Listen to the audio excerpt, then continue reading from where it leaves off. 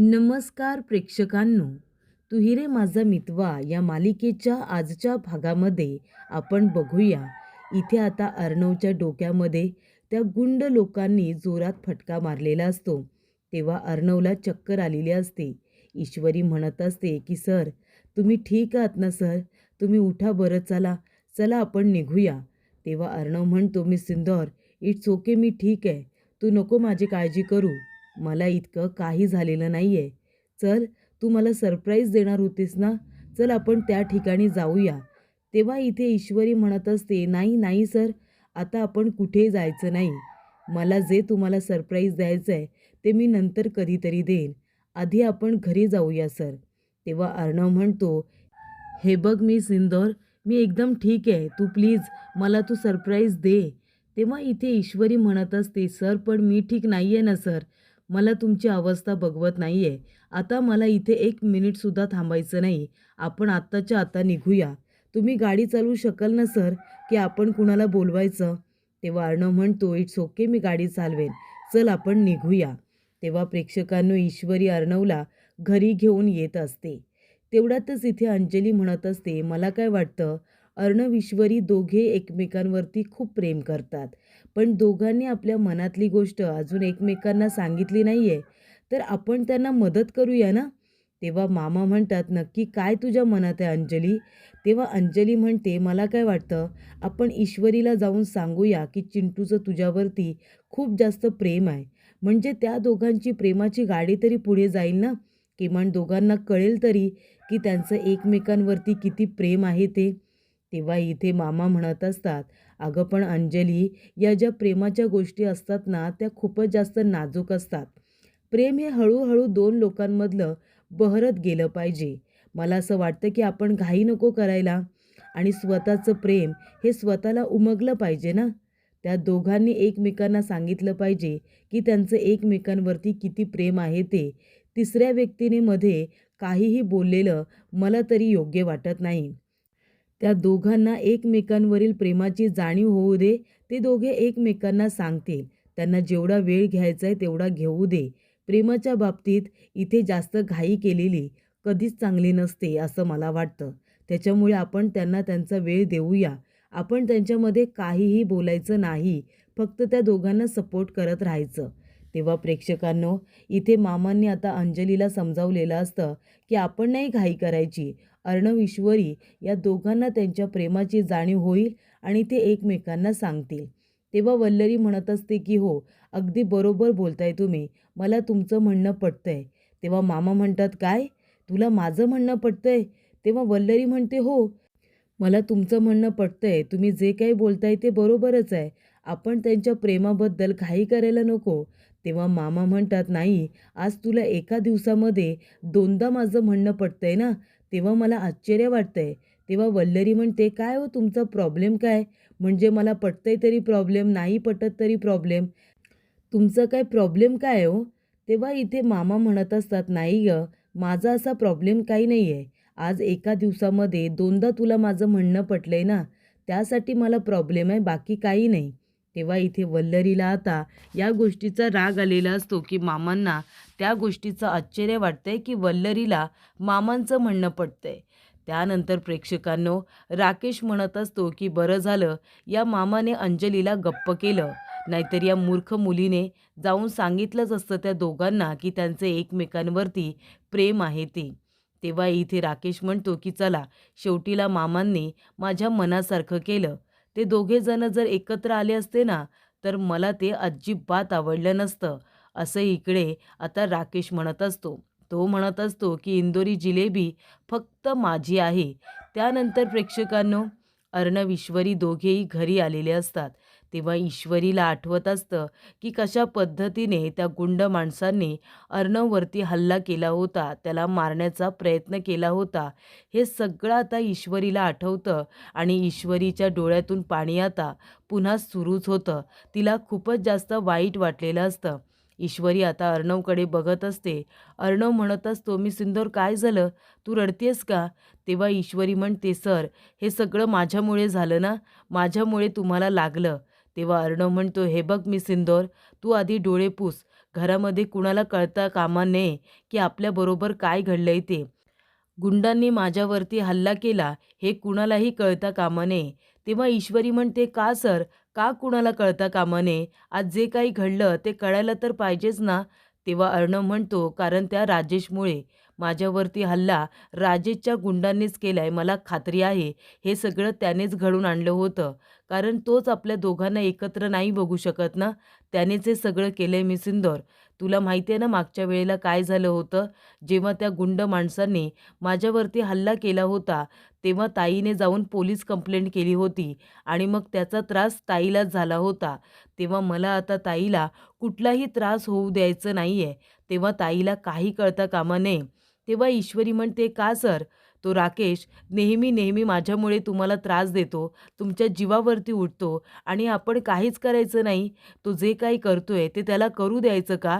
त्याची हिंमत दिवसेंदिवस खूपच जास्त वाढत चालली आहे सर. त्यालासुद्धा त्याच्या गुन्ह्याची शिक्षा मिळायला हवी ना." तेव्हा अर्णव म्हणतो, "मिस सिंदूर प्लीज, प्लीज तू शांत हो. हे बघ मला इतकं काही झालेलं नाहीये. त्या राकेशला तेच हवंय. आपण त्याला दाखवूच द्यायचं नाही की आपल्याला किती त्रास झालाय ते. हे बघ आपण घरामध्ये गेल्यानंतर एकदम नॉर्मल राहायचं, एकदम नॉर्मल. प्लीज मिस सिंदूर माझ्यासाठी." तेव्हा इथे ईश्वरी म्हणते, "सर माझ्यामुळे तो राकेश तुम्हाला त्रास देतो आणि मला ही गोष्ट सहन होत नाहीये."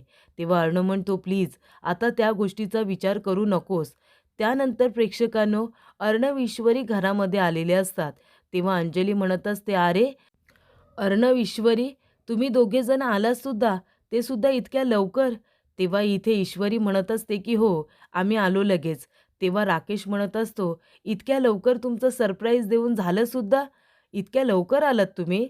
तेव्हा अर्णव आणि ईश्वरी दोघांना खूपच जास्त राग आलेला असतो. तेव्हा अंजली म्हणत असते, "चिंटू, काय रे इतक्या लवकर आलात? सरप्राईज देऊन झालं का? काय होतं सरप्राईज?" तेव्हा इथे अर्णव म्हणतो, "अरे आता ते सरप्राईज होतं आणि नवरा-बायकोच्या मधलं सरप्राईज होतं ना. आता ते सगळ्यांना कसं काय सांगणार?" तेव्हा राकेश म्हणतो, "हो का? पण मज्जा आली ना? तुम्हाला दोघांना मज्जा तर आली ना सरप्राईज बघून?" तेव्हा इथे अंजली आता त्यांच्या तोंडाकडेच बघत असते. तेव्हा ईश्वरी म्हणते, "हो, मज्जा आली ना." तेव्हा प्रेक्षकांनो, इथे आता आकाश म्हणत असतो, "ब्रो, पण खरंच सरप्राईज छान होतं ना? कारण तुम्ही दोघेजण लगेच घरी परत आलात म्हणून विचारतोय." तेव्हा इथे अर्णव म्हणतो, "सरप्राईज खूप छान होतं. माझ्या बायकोने दिलेलं सरप्राईज होतं. मला खूप आवडलं. बरं ठीक आहे, आम्ही दोघेजण आता ते सरप्राईज काय होतं ते तुम्हाला सांगणार नाही आहोत. आम्ही जातो. खूप थकलोय. आता जाऊन थोडा आराम करतो." तेव्हा प्रेक्षकांनो, अर्णव ईश्वरी आता आपल्या रूमकडे निघालेले असतात. तेव्हा अंजली म्हणत असते, "हा चिंटू पण ना, नेमकं काय सरप्राईज होतं ते सांगतच नाहीये." तेव्हा इथे राकेश म्हणत असतो, की सरप्राईजचा पचका झालाय, पण दोघेही मान्य करणार नाही. "जाऊ दे, मला काय करायचं आहे? मला जे हवं होतं ते तर झालं ना. त्या दोघांना मला एकत्र कुठेही पाठवायचं नव्हतं. माझी इच्छा पूर्ण झाली. बाकी मला काही नको." त्यानंतर प्रेक्षकांनो, इथे आता अर्णवच्या डोक्याला मार लागलेला असतो. त्याला खूप दुखत असतं. तेव्हा ईश्वरी आहे तरी म्हणते, "सर, खूप त्रास होतोय का तुम्हाला? सर मी तुम्हाला मालिश करून देऊ का? डोक्याला बाम लावून देऊ का सर? तुम्हाला बरं वाटेल." तेव्हा अर्णव म्हणतो, "मी सिंदूर, हे बघ तू नको काळजी करू. मी एकदम ठीक आहे. हे बघ मला काही झालेलं नाहीये. हां, आता थोडंसं दुखतंय, पण ते सुद्धा मी आराम केल्यानंतर मला बरं वाटेल." तेव्हा प्रेक्षकांनो, ईश्वरीला खूप वाईट वाटत असतं. तिला वाटत असतं, की हे जे काही अर्णवबरोबर घडतंय, राकेश जे काही करतोय, ते ईश्वरीमुळे करतोय. ईश्वरीमुळे इथे राकेश अर्णववरती राग काढतोय, असं आता ईश्वरीला वाटत असतं आणि म्हणून ती रडत असते. तेव्हा अर्णव म्हणतो, "मी सिंदूर काय झालं? तू रडतेस का?" तेव्हा इथे ईश्वरी म्हणते, "सर, हे सगळं माझ्यामुळे झालं ना?" तेव्हा इथे अर्णव म्हणतो, "हे बघ, तुझ्यामुळे काहीही झालेलं नाहीये. प्लीज तू स्वतःला दोष लावून घेऊ नकोस. खरं तर मला तुला सॉरी म्हणायचं आहे. आज तुझा वाढदिवस होता आणि हे सगळं घडलं. मला आजचा तुझा दिवस हा चांगला करायचा होता. पण बघ ना, इथे तू आता सारखी रडतीयेस. मला खूप वाईट वाटते या गोष्टीचं. प्लीज मी सिंदूर, तू या सगळ्या गोष्टीचं वाईट वाटून घेऊ नकोस, नाहीतर मला त्रास होईल. तू फक्त हसत राहिलं पाहिजे. प्लीज स्माईल कर ना." तेव्हा इथे ईश्वरी म्हणते, "हो सर, मला काही झालेलं नाही आहे. मी खुश आहे." तेव्हा इथे अर्णव तिला स्माईल करायला सांगत असतो. तेव्हा ईश्वरी इथे स्माईल करते, कारण अर्णवला तिच्या चेहऱ्यावरती अजिबात दुःख बघायचं नसतं. त्याला जे काही घडलेलं असतं त्याचा त्रास करून घ्यायचा नसतो. तेव्हा अर्णव म्हणतो, मी सिंदूर प्लीज, काहीही झालं तरी रडायचं नाही. जे काही झालं ते सगळं विसरून जा. तेव्हा ईश्वरी म्हणते, सर तुम्ही आराम करा, मी ठीक आहे. तेव्हा इथे अर्णव आता झोपायला लागतो. त्याच्या चेहऱ्याकडे बघून आता ईश्वरी म्हणत असते की हे सगळं माझ्यामुळे झाले. मी आईचं ऐकायला हवं होतं. त्यानंतर प्रेक्षकांनो, इथे अंजली आता गणूबाप्पाजवळ येते आणि म्हणत असते की गणूबाप्पा मला माफ कर. आज मी तुझं ऐकलं नाही. आईच्या तोंडून तू मला संकेत देण्याचा प्रयत्न करत होतास की बाहेर जाऊ नकोस म्हणून, जीवाला धोका आहे. पण तरीसुद्धा मी तुझं ऐकलं नाही. माझ्या मनातलं अर्णव सरांना सांगायची मला इतकी घाई लागली होती की मी तुझा संकेतसुद्धा ओळखू शकले नाही. प्लीज मला माफ कर. पण माझ्या चुकीची शिक्षा अर्णव सरांना देऊ नकोस गणूबाप्पा. माझ्या चुकीची शिक्षा तू मलाच देऊन टाक. अर्णव सरांना नको. त्यांच्याबरोबर जे काही घडलं हे सगळं माझ्यामुळे घडलं. त्या राकेशने माझा राग अर्णव सरांवरती काढलेला आहे. गणूबाप्पा, अर्णव सरांना लवकरात लवकर बरं कर. अर्णव सरांना कधीच काही झालेलं मला अजिबात चालणार नाही आहे. त्यांना सुखरूप ठेव. त्यांच्या पाठीशी खंबीरपणे उभा राहा. असं इकडे आता ईश्वरी अर्णवसाठी देवाजवळ प्रार्थना करत असते. ती म्हणत असते की त्या राकेशला त्याच्या गुन्ह्याची शिक्षा मिळवू दे आणि अशी शिक्षा मिळवू दे ना की पुन्हा तो कधीही अर्णव सरांना त्रास देताना 10 वेळा विचार करेल. त्यानंतर प्रेक्षकांनो, इथे आता ईश्वरीने राकेशला त्याच्या गुन्ह्याची शिक्षा मिळवू दे अशी प्रार्थना देवाजवळ केलेली असते. तेव्हा इथे नम्रताचा फोन आलेला असतो. नम्रता म्हणत असते, काय गं इशू, अगं तुम्ही हॉटेलवरती गेलातच नाही का? तिथल्या मॅनेजरचा फोन आला होता. ते म्हणत होते की तुमची बहीण आणि अर्णव सर हे दोघेजण आले नाही म्हणून. तेव्हा इथे ईश्वरी म्हणते, हो ताई, आम्ही दोघेजण नाही गेलो. काय घडलंय ते मी तुला नंतर सांगेन. आता मी फोन ठेवते. तेव्हा इथे ईश्वरीने फोन ठेवून दिलेला असतो. त्यानंतर प्रेक्षकांनो, इथे वल्लरी आता तो बॉक्स घेऊन इथे एका गोडाऊनमध्ये आलेली असते. म्हणजे तो स्टोरूम असतो, तिथे पडीक वस्तू ठेवलेल्या असतात. त्या रूममध्ये ती आलेली असते आणि तिथे छोटंसं संदूक असतं. त्याच्यामध्ये काही निगेटिव्ज असतात, फोटोज असतात. तेव्हा ते फोटो सुप्रियाचे आणि रमाकांत काकांचे असतात, अर्णवच्या वडिलांचे. तेव्हा इथे वल्लरी म्हणत असते की इजा झाला बिजा झाला, पण आता तिजा, माझा जो काही प्लॅन आहे ना तो अजिबात मी फ्लॉप होऊ देणार नाही. त्या वल्लरीला दोनदा मी दाखवण्याचे प्रयत्न केले होते हे फोटोज, पण दोनदा माझा प्लॅन फ्लॉप झालेला आहे. ती लावण्या आणि जावई बापू या दोघांना माझ्यावरती विश्वास नाही आहे ना, त्यांच्यामुळे हा माझा प्लॅन एकदम फ्लॉप झालेला नाही. नाहीतर आजच्या आज त्या ईश्वरीला आणि संपूर्ण घराला कळलं असतं या फोटोचं रहस्य. तेव्हा इथे वल्लरी म्हणत असते की आता एकदा दोनदा माझा प्लॅन फ्लॉप झालाय, पण तिसऱ्यांदा तो वर्क झाला पाहिजे. तेव्हा इथे या लावण्याला आणि जावई बापूंना सगळं काही फोड करून सांगावं लागतं. पण आता नाही. आता जो मी प्लॅन करेन ना, हे फोटोज फक्त त्या ईश्वरीला नाही तर संपूर्ण राजशिर्के घराण्याला दिसले पाहिजे. म्हणजे सगळ्यांना इथे असा काही धक्का बसेल की या धक्क्यातून कुणीही लवकर सावरू शकणार नाही, असं वल्लरी म्हणत असते. तिला ते फोटोज आता योग्य वेळेवरती सगळ्यांना दाखवायचे आहेत. तोपर्यंत ते फोटोज तिला आता अशा ठिकाणी लपवून ठेवायचे आहेत जिथे कुणाच्याही हाती ते लागणार नाही. म्हणून तिने ते फोटोज आता स्टोरूममध्ये ठेवलेले असतात. कारण तिला ते फोटो दाखवल्यानंतर घरामध्ये मोठा तमाशा घडवून आणायचा असतो, अशी वल्लरीची इच्छा असते. त्याचबरोबर प्रेक्षकांनो, अर्णव इथे आता शांतपणे झोपलेला असतो. त्यानंतर सकाळ झालेली असते. तेव्हा तो उठून बसतो. तेवढ्यातच तिथे ईश्वरी आलेली असते. ईश्वरी म्हणते, सर उठलात तुम्ही? झाली तुमची झोप? मी तुमच्यासाठी तुमची फेवरेट ब्लॅक कॉफी घेऊन आली आहे, विदाऊट शुगर, आणि तुमचं डाएटचा नाश्तासुद्धा घेऊन आली आहे. तुम्ही आता नाश्ता करून घ्या सर. तेव्हा अर्णव म्हणतो, अरे वा, आज नाश्ता माझ्या रूममध्ये? काय मी सिंदूर, आज तू माझी एवढी काळजी घेतेस, माझ्यासाठी तू सरप्राईजच दिलंस. तेव्हा इथे ईश्वरी म्हणते, सर काल तुम्ही माझा दिवस इतका स्पेशल केलात. माझ्या वाढदिवसाला तुम्ही किती मोठं सरप्राईज दिलंत सर. मग आता मी तुमच्यासाठी एवढं नाही करू शकत? काल तुम्ही मला सरप्राईज दिलत ना, आज मी तुमचा दिवससुद्धा असा खास करून टाकणार आहे. तुमच्या आवडीच्या सगळ्या गोष्टी करणार आहे मी सर. तेव्हा इथे अर्णव म्हणतो, खरंच? तेव्हा ईश्वरी म्हणते, हो. पण सर, काल तुम्ही मला एवढं मोठं सरप्राईज दिलत. तुम्ही एवढा विचार कसा काय केलात, की सगळ्या गोष्टी मला आवडतील म्हणून? सगळ्या गोष्टी माझ्या आवडीच्या केल्या होत्या सर तुम्ही. हे सगळं तुम्हाला कसं काय सुचलं? माझ्या मनातलं तुम्हाला कसं काय कळलं? म्हणजे तुम्ही माझ्यासाठी इंदोरच इथे घेऊन आला होतात. एवढं सगळं तुम्हाला कसं कळलं सर? माझ्या मनातलं की मला काय आवडेल, काय नाही? तेव्हा अर्णव म्हणत असतो, मी सिंदोर, अगं तू माझी बेस्ट फ्रेंड आहेस.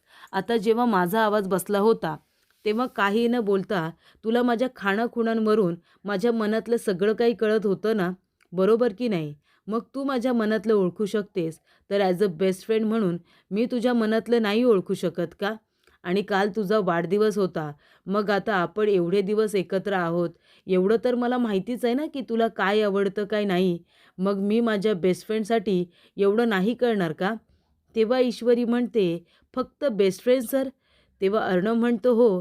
हे बघ मी सिंदूर, आपल्या दोघांमध्ये कितीही फरक असला, कितीही अंतर असलं, पण तरीसुद्धा आपण बेस्ट फ्रेंड आहोत ना. तू माझी सगळ्यात जवळची मैत्रीण आहेस. आणि हे बघ, नेहमी मी तुला आनंदी ठेवणारच. तुला आनंदी ठेवण्यासाठी मला तुझ्यासाठी जे काही करता येईल ना, मी तेवढं सगळं तुझ्यासाठी करणार आहे. तेव्हा इथे आता अर्णव म्हणत असतो, मी सिंदूर, मी फ्रेश होऊन येतो हां. तेवढ्यातच प्रेक्षकांनो, आता अर्णव तिथून गेल्यानंतर ईश्वरी म्हणत असते, की सर, मी फक्त तुमच्यासाठी तुमची बेस्ट फ्रेंड आहे. म्हणजे आता मैत्रीच्या पलीकडे सुद्धा आपलं हे नातं गेलं पाहिजे ना सर? म्हणजे माझ्या मनामध्ये तुमच्याबद्दल तर खूपच जास्त प्रेम आहे. पण जर तुम्ही मला फक्त तुमची बेस्ट फ्रेंड मानत असाल, तर कसं काय चालेल? तुमच्या मनामध्ये माझ्याबद्दल काय आहे, ते आधी मला जाणून घेतलं पाहिजे, असं आता ईश्वरी म्हणत असते. तुमची मैत्रीची गाडी ही आता प्रेमाकडे वळली पाहिजे सर, असं आता ईश्वरी आपल्या मनामध्ये म्हणत असते. तेवढ्यातच प्रेक्षकांनो, अर्णव म्हणत असतो, मी सिंदूर, अगं माझ्या हाताला लागलं. तेव्हा प्रेक्षकांनो, इथे ईश्वरी म्हणते, काय सर? सर तुम्हाला बघून करता येत नाही का? तेव्हा इथे अर्णव म्हणतो, मी सिंदूर, हे घे, माझं शर्ट घे आणि मला जरा घाल. मला घालता येत नाही आहे, माझा हात दुखतोय. तेव्हा ईश्वरी लाजायला लागते. ती म्हणते, काय सर? मी तुम्हाला शर्ट घालायचा आहे? तेव्हा अर्णव म्हणतो, हो. मग आता इथे अजून कोणी आहे का? तेव्हा इथे ईश्वरी म्हणते, सर, पण मी कसं काय तुम्हाला हा शर्ट घालू? तेव्हा अर्णव म्हणतो, का नाही घालू शकत? तू मला शर्ट घालू शकतेस मी सिंदूर. फक्त घे आणि माझ्या हातामध्ये घाल. तेव्हा इथे ईश्वरी अर्णवला शर्ट घालत असताना अर्णव ईश्वरीचे हात पकडतो आणि तिला आपल्या जवळ खेचतो. तेव्हा ईश्वरी खूपच जास्त लाजायला लागते. तेव्हा अर्णव तिला हळूच म्हणतो, की मी सिंदूर, मला तू रोज असं शर्ट घालशील ना, माझ्या हाताला लागला असेल तर? तेव्हा इथे ईश्वरी लाजायला लागते आणि हळूच त्याच्या पाठीवरती आपलं डोकं टेकते. आणि तेव्हा प्रेक्षकांनो, इथे आता ईश्वरी भानावरती येते. जेव्हा अर्णव जोरात ओरडतो, मी सिंदूर, अगं प्लीज मला शर्ट घालतेस ना, असं काय करतेस तू? तेव्हा इथे ईश्वरी आता भानावरती येते. तर प्रेक्षकांनो, ईश्वरीने ते बघितलेलं स्वप्न असतं. तर इथे हळूच आता ती लांबूनच अर्णवला शर्ट घालत असते. आणि तेव्हा इथे शर्ट घालत असताना अर्णवला कळत असतं, की मी सिंदूरला इथे थोडीशी लाज वाटत आहे, ती ऑकवर्ड झालेली असते. तेव्हा प्रेक्षकांनो, इथे अर्णव आता शर्ट घालतो आणि एका नजरेने तो ईश्वरीकडे सुद्धा बघत असतो. तर प्रेक्षकांनो, पुढील भागामध्ये इथे ईश्वरी आता स्वयंपाक करत असते आणि ती आता टोमॅटो कापत असताना तिचं लक्ष नसतं, ती आपल्याच विचारांमध्ये रमलेली असते. आणि तेवढ्यातच तिथे अर्णव येतो आणि तो अर्णव ईश्वरीला हाका मारत असतो.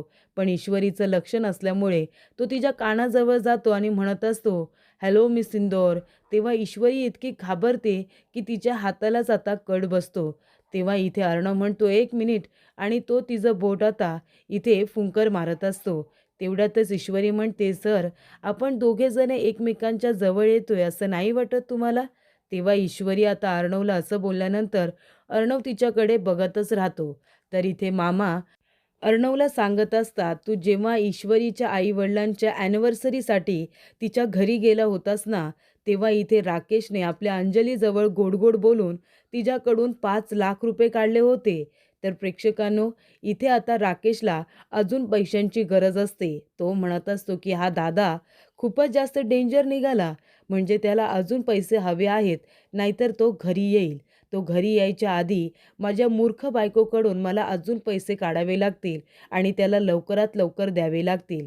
तेव्हा इथे मामा म्हणत असतात की अर्णव, तो राकेश आहे ना, गोड गोड बोलून आपल्या अंजलीला असंच फसवणार आणि तिच्याकडून हवे तेवढे पैसे काढत राहणार. मी काय म्हणतो, हे कुठेतरी थांबलं पाहिजे. तेव्हा अर्णवने आता त्याची तयारी अगोदरच सुरू केलेली असते.